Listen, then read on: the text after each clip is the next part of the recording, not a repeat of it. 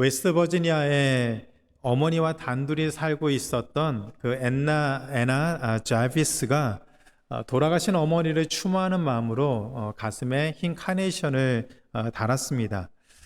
이것을 계기로 1년에 한 번이라도 그 자녀들이 사랑하시는 어머니를 기억하면 좋겠다라는 그런 마음을 갖고 어머니 날을 좀 만들어 달라는 그런 신청을 했고, 1914년 윌슨 대통령이 5월 둘째 주일을 마더스데이로 정했습니다.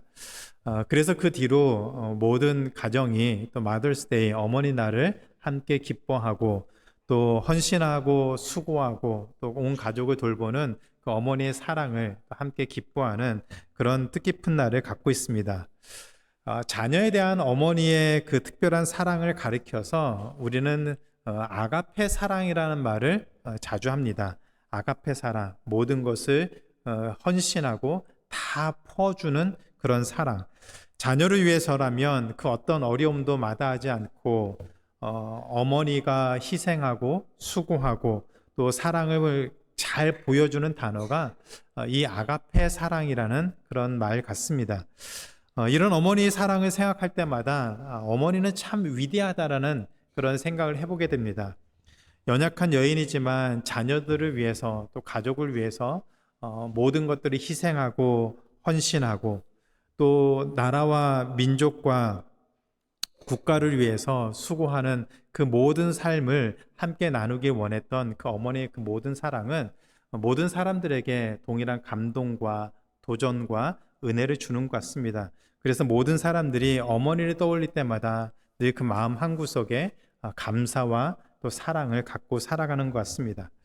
오늘 어머니 주일을 맞아서 절망 속에서 자녀를 살리고자 예수님을 찾았던 한 믿음의 여인을 함께 살펴보려고 합니다.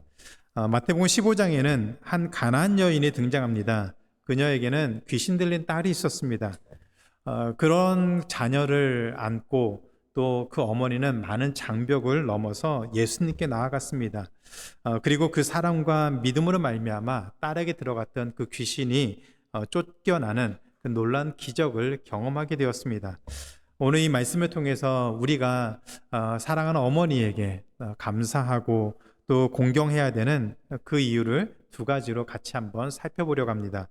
첫째는 어머니는 조건 없는 사랑을 보여주시기에 우리가 감사하며 살아야겠습니다. 어머니는 자녀를 위해서, 가족을 위해서 조건 없는 사랑으로 사랑해 주시는 분이시기 때문에 감사하는 마음을 갖고 살아야 됩니다. 예수님이 갈릴리 북쪽, 갈릴리 바다 서쪽에 그 게네사르 땅에서 북쪽으로 올라가셔서 두로와 시돈 지방, 이스라엘 그 땅 밖에 있는 이 두로와 시돈 지방으로 다니셨습니다.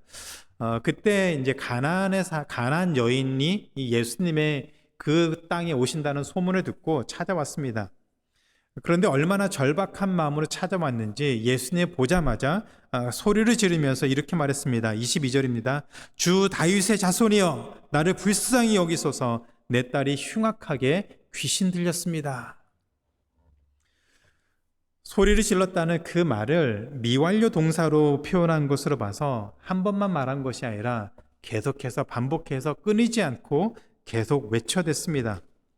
그런데도 예수님은 어떠한 반응을 보이지 않으셨습니다. 결국 참다 못한 제자들이 너무나도 귀에 거슬리고 신경이 쓰여서 예수님에게 저 여인이 저렇게 소리 지르는데 뭐라도 말을 해서 그 여인을 보내라고 그렇게 간청을 했습니다. 그러자 24절에 예수님이 이렇게 말씀하셨습니다. 나는 이스라엘 집에 잃어버린 양 외에는 다른 데로 보내심을 받지 아니하였다. 이 여인은 가나안 여인이었습니다. 그래서 그 가나안 여인에게 보냄받은 것, 그 여인을 위해서 무엇인가를 해줄 것이 아니라 나는 이스라엘 집에 잃어버린 자들에게만 말씀을 전하고 기적을 행한다고 하면서 이 여인의 요청을 거절하셨습니다. 그럼에도 불구하고 여인은 포기하지 않고 예수님에게 다시 도와달라고 요청을 했습니다. 그럴 때 예수님이 이런 말씀하셨습니다. 자녀의 떡을 취해서 개들에게 던지는 것이 마땅하지 않다라고 하면서 이 여인을 개로 취급하면서 그 여인의 거듭된 요청을, 간절한 요청을 거절하셨습니다. 그러자 여인이 다시 예수님에게 이렇게 대답을 했습니다. 주여 올소이다마는 예수님 말씀이 맞습니다. 그러나 개들도 제 주인의 상에서 떨어지는 부스러기를 먹습니다.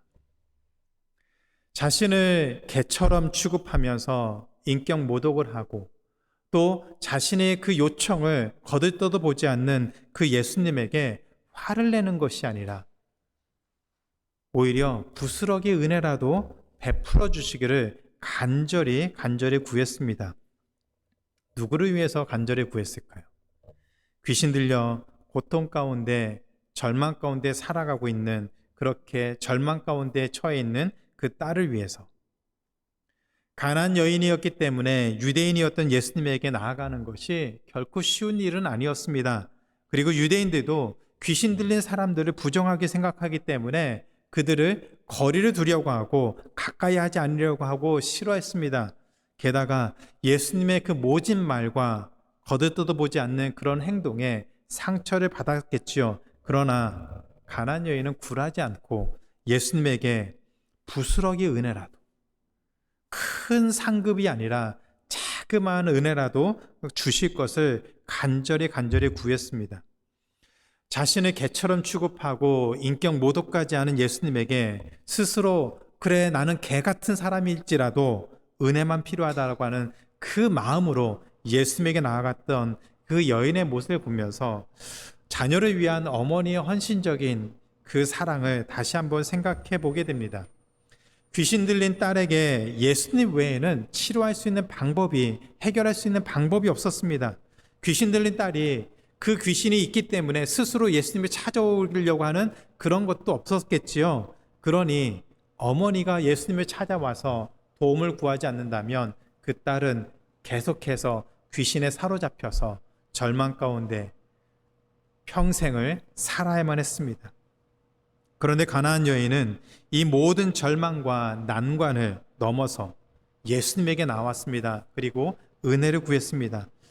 아마도 어떤 조건도 어떤 어려움도 생각하지 않고 그저 한 가지, 예수님이 그 딸에게 들어갔던 귀신을 쫓아낼 수 있다는 그 생각만 하고 그 딸아이가 살 수만 있다면, 자신이 어떤 취급을 당하고 어떤 말을 들어도 괜찮다는 그 마음 가지고 예수님을 찾았습니다. 그리고 그 한계를 극복하고 그 안에 있는 그 어려움과 서글픔과 그 모욕감과 그 모든 것들을 극복하고 예수님에게 은혜를, 그것도 부스러기의 은혜를 간절히 구했습니다.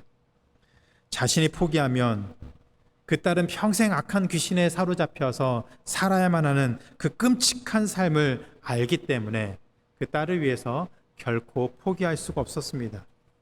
포기하는 순간 그 딸은 깊은 절망에서 벗어날 수 없었기 때문이겠지요. 이 어머니의 모습을 보면서 우리 어머니들의 모습을 생각해 보게 됩니다. 아마 똑같은 상황에 처하면 우리 어머니들도 이 가난안 여인과 같은 모습으로 예수님을 찾아가지 않았을까요? 자녀를 위해서라면 어떤 고난도, 어려움도, 절망도 뛰어넘을 수 있는 그 마음을 갖고 예수님의 찾아갔던 그 가난안 여인처럼 우리 어머니들도 자녀들을 위해서 수고하고 그 어떤 조건도 관여하지, 신경 쓰지 않고 오히려 하나님의 은혜를 구하는 자리로 나아가지 않았을까요? 어머니의 사랑은 논리로 설명되지 않는 것 같습니다. 계산으로 따질 수도 없는 것 같습니다. 오직 자녀를 위해서라면, 자녀에게 유익이 된다면 본능적으로 희생을 하고 끝까지 포기하지 않는 그 모습으로 나아가는 것, 그것이 어머니의 사랑과 마음이라고 생각합니다. 가난안 여인이 거절당하고 무시당하고 모욕당하면서까지 끝까지 딸을 위해서 예수님께 매달렸듯이 우리 어머니들도 조건 없이 자신을 내려놓고 자녀를 사랑하고 돌보고 있습니다. 그것이 바로 어머니의 사랑이 아닐까 생각을 합니다. 그래서 우리는 어머니에게 감사하는 마음으로 또 오늘 하루를, 또 앞으로의 삶을 또 보내야 된다라고 생각합니다. 그래서 우리에게 그 사랑을 보여주시고 헌신하신 그 어머니에게 감사하며 사는 충분한 이유가 우리에게 있다라고 생각합니다. 두 번째로 어머니는 자녀에게 믿음의 길을 보여주시는 분이기에 감사하며 살아야 됩니다. 그 자녀들에게 믿음의 삶이 무엇인지를 몸소 보여주시는 분이 우리 어머니시기 때문에 감사하는 마음을 갖고 살아야 합니다. 자신을 개처럼 취급하는 그 모욕적인 말씀 앞에서 가난한 여인은 스스로를 낮추며 부스러기 은혜를 구했습니다. 그런 어머니의 모습을 보면서 정말 놀라운 헌신과 그 사랑이 대단하다라고 칭찬할 수 있을 것 같습니다. 그런데 예수님은 개들도 주인의 상에서 떨어지는 부스러기를 먹는다는 그 가난한 여인의 대답을 듣자 여자여 내 믿음이 크다라고 말씀하셨습니다. 정말 자녀를 위해서 대단한 사랑을 갖고 있다 그렇게 칭찬하기보다는 그 여인의 믿음이 아주 크고 놀랍다라고 말씀하시면서 너의 소원대로 그 딸에게 들어갔던 그 귀신이 나갈 것이라고 말씀하셨습니다. 왜 예수님은 그 여인의 믿음, 그 여인의 사랑이 대단하고 놀랍다라고 말씀하시는 것 대신에 그 여인의 믿음이 크다라고 말씀하셨을까요? 이 가나안 여인은 예수님을 찾아와서 예수님을 보자마자 이렇게 불렀습니다. 주 다윗의 자손이여 나를 불쌍히 여기소서. 그 당시 예수님은 유대인들에게 철저하게 배척당하고 무시를 당했습니다. 누구도 예수님을 인정하지 않았습니다. 오히려 죽이려고 했고 모함했고 비판했고 비난하고 예수님이 아무리 놀라운 능력을 보여주어도 예수님을 인정하지 않았습니다. 그런데 가나안 여인은 오히려 그 예수님을 주님이라고 불렀습니다. 그리고 다윗의 자손으로 이 땅에 오실 메시아라는 그 고백까지 담아서 예수님을 향해서 나아갔습니다. 그런데 놀라운 것은 예수님이 이 여인을 위해서 어떤 기적도 한 번도 베풀어 준 적이 없었습니다.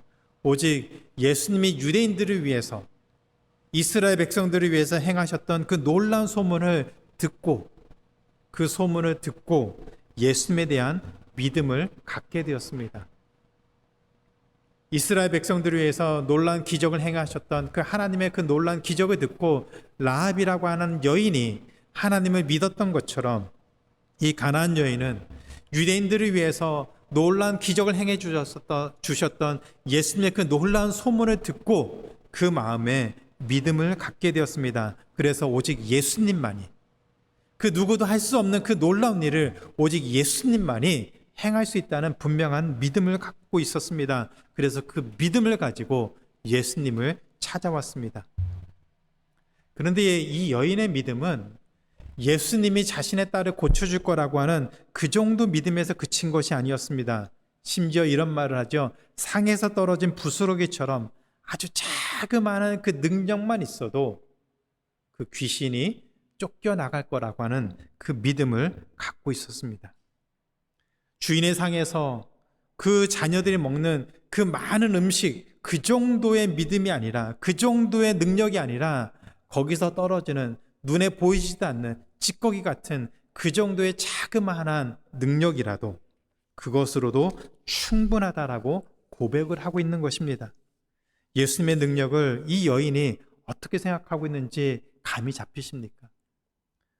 우리는 눈에 보이는 놀라운 큰 능력을 보면서도 그것을 경험하면서도 시간이 지나면 그런 것이 있었는지 없었는지 모를 정도로 그렇게 무감각하면서 살아갑니다.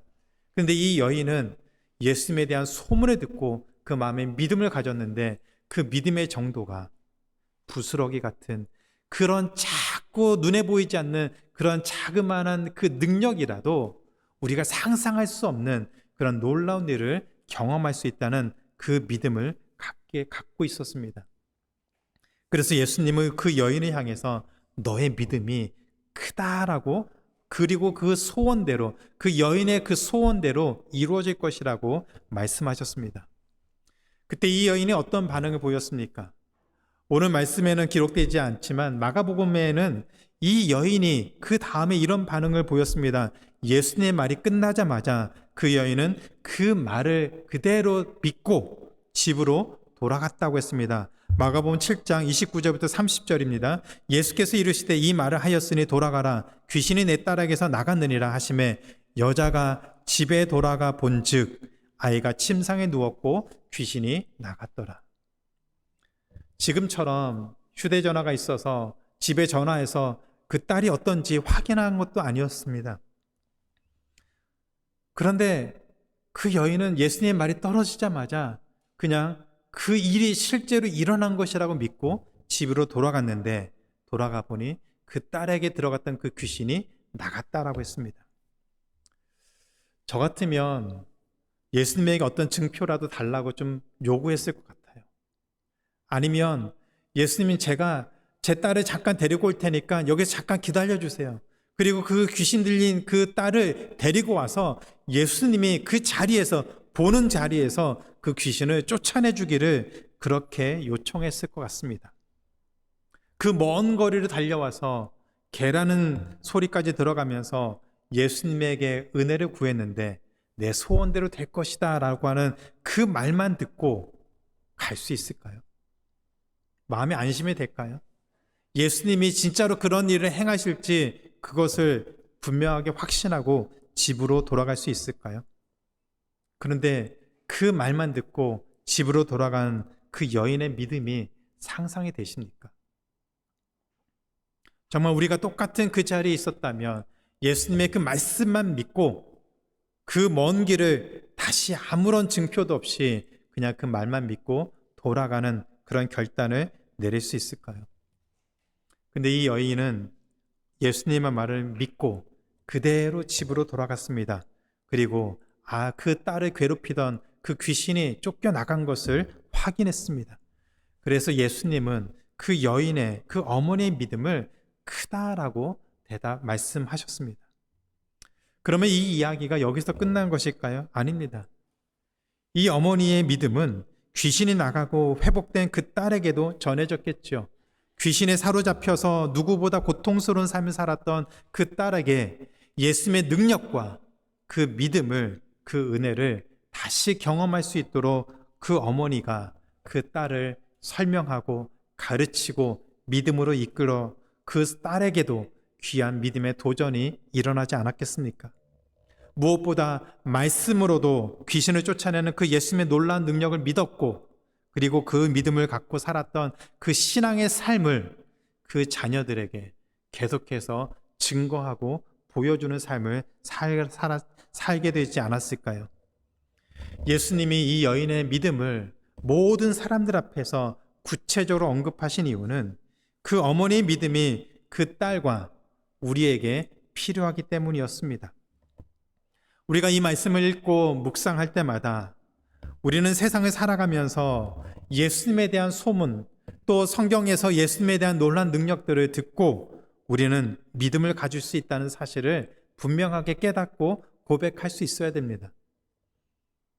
우리 눈앞에 예수님이 나타나셔서 어떤 놀라운 능력을 보여주지 않으셔도 우리는 말씀을 통해서도 그 믿음을 갖고 살아야 된다는 것을 기억해야 됩니다.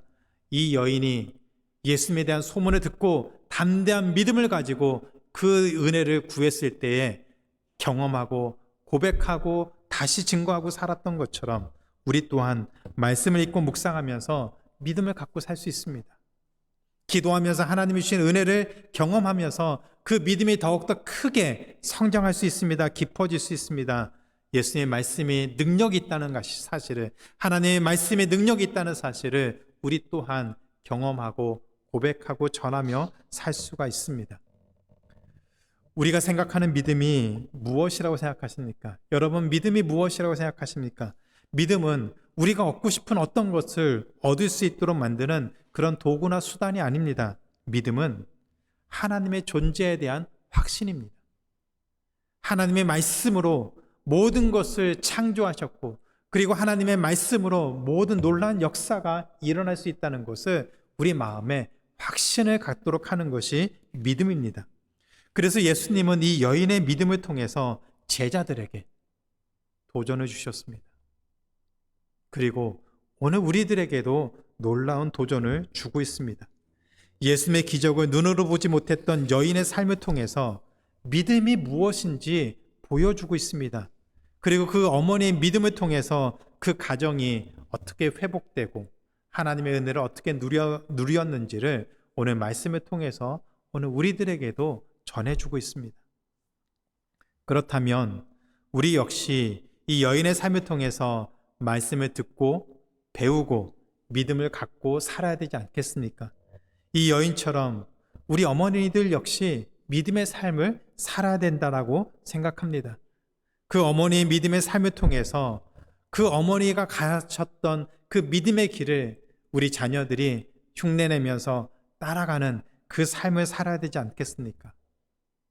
자녀를 위해서 조건 없이 사랑을 보여준 이 가나안 여인은 예수님의 제자들과 귀신 들렸던 그 딸에게 믿음의 삶이 무엇인지를 정확하게 직접 보여줄 수 있었습니다. 그리고 이제 우리 어머니들이 또 그 믿음으로 나아가는 삶을 살아 나아가야 될 때입니다. 그래서 우리 자녀들이 어머니가 걸었던, 어머니가 믿었던 그 믿음의 삶을 살아갈 때, 그리고 사랑으로 가르치면서 믿음의 놀라운 능력을 경험한 것을 자녀들과 나눌 때에 그 믿음의 결단하는 삶의 모습을 보면서 우리 자녀들 또한 믿음으로 살아가는 놀라운 역사가 우리 가정에게 일어날 줄로 믿습니다. 어머니가 믿음의 삶을 살기 위해서 몸부림을 친다면 우리 자녀들이 믿음으로 분명하게 살아나갈 줄로 믿습니다.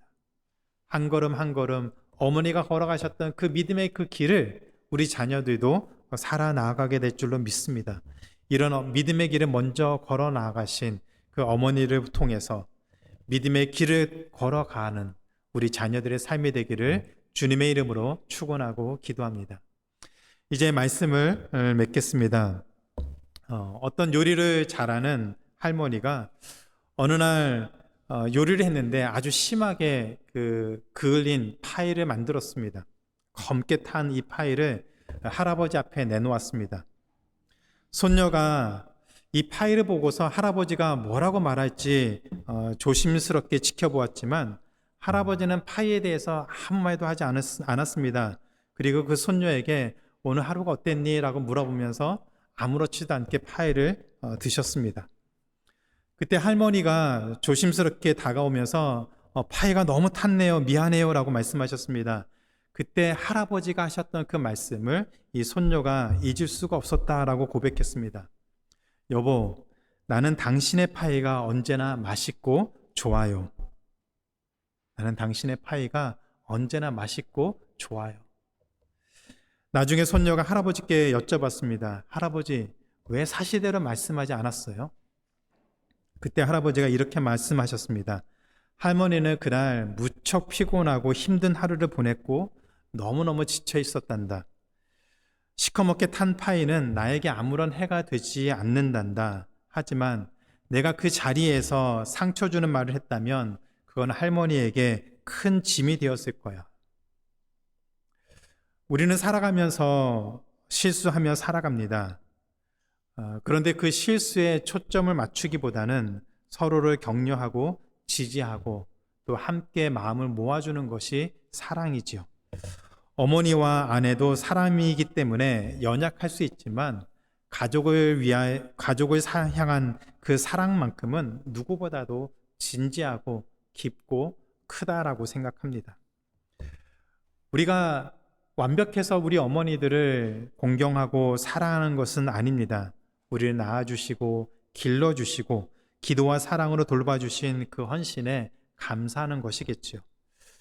그래서 이제는 나이 들어서 늙어가시는 그 어머니를 보면서 또 함께 세월을 걸어가는 그 아내를 바라보면서 사랑으로 감사한다는 그 말을 표현하는 그런 날이 되면 어떻겠습니까? 우리의 어머니를 보면서 완벽하진 않지만 그러나 그 어머니가 계시다고 하는 그 자체로 감사하고 그 마음을 표현한다면 그 가족을 통해서 주시는 은혜가 더욱더 크게 넘칠 줄로 믿습니다. 오늘 어머니 날을 맞이해서 우리 어머니들에게 또 아내들에게 그런 사랑의 말을 전하고 또 하나님이 주시는 그 가정을 기뻐하고 또 함께 축복할 수 있는 그런 믿음의 귀한 날이 되기를 주님의 이름으로 축원하고 기도합니다.